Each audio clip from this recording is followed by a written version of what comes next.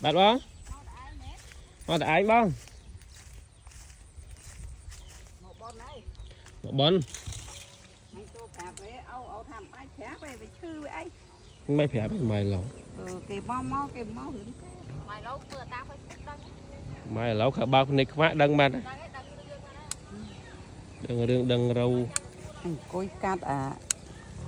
ông tư lụa mốc chẳng thà cắt ở vô ông tụi anh lụa ơi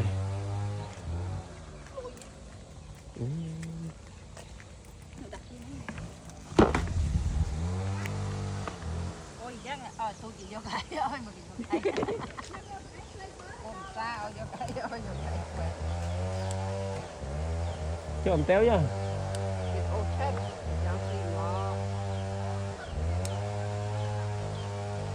Omonita